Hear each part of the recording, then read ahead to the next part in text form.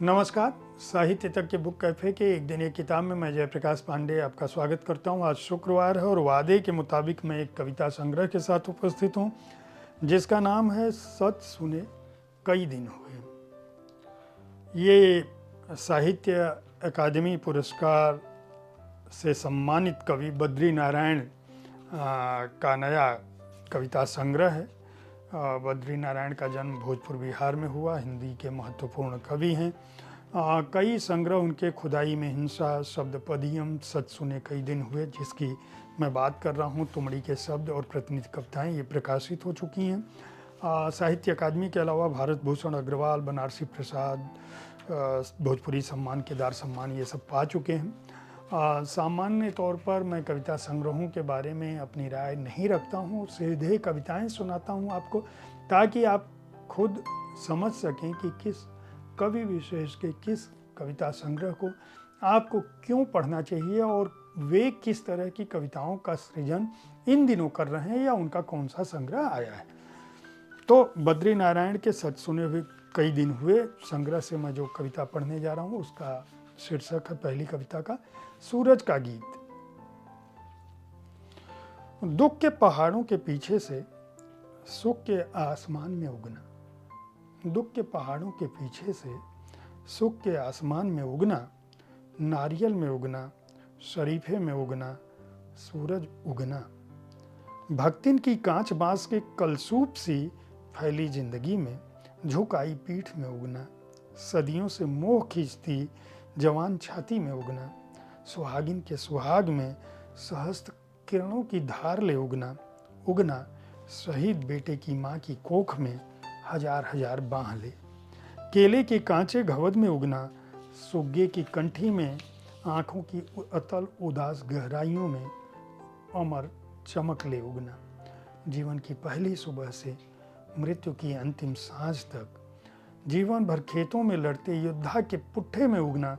चिपक जाना उसके माथे पर जीत का तमगा बन। मिट्टी की दियरों में गरीब के चूल्हे में महाजाल में फंसी मछली के मन में उगना।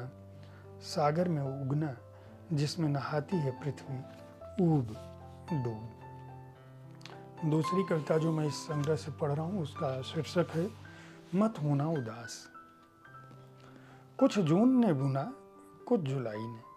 नदी ने थोड़ा साथ दिया, थोड़ा पहाड़ ने बुनने में रस्सी मूंज की।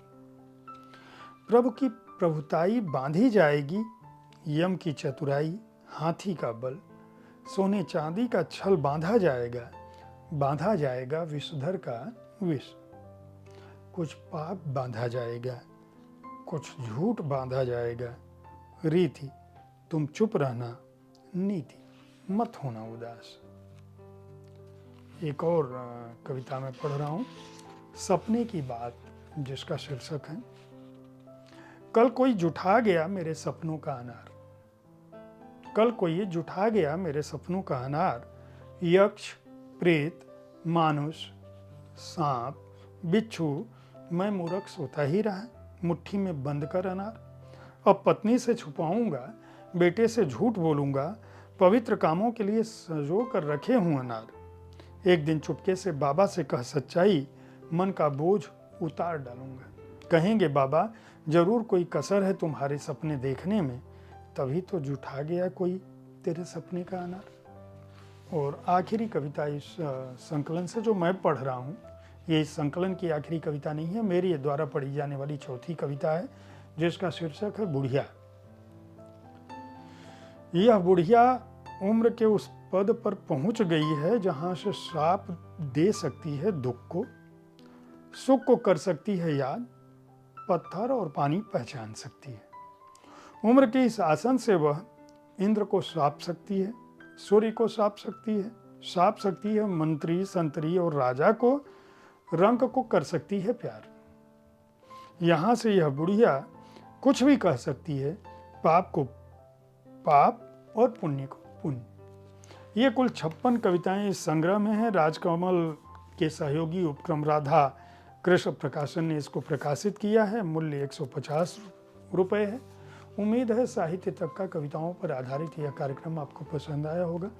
अगर आप कविताओं के प्रेमी हैं तो मेरे वरिष्ठ सहयोगी संजीव पालीवाल हर दिन इस मंच पर कविताओं को लेकर उपस्थित होते हैं। उनके पढ़ने की पठन शैली भी बहुत अच्छी है। आप उनकी द्वारा पढ़ी गई कविताओं को सुन सकते हैं। कविता संग्रहों के बारे में जानने के लिए हर शुक्रवार को मेरा यह कार्यक्रम देख सकते हैं। पुस्तकों के प्रेमी हैं तो हर दिन इसी समय में एक दिन एक किताब में सोमवार से शनिवार तक किसी न किसी पुस्तक पर अपनी राय के साथ उपस्थित होता हूँ।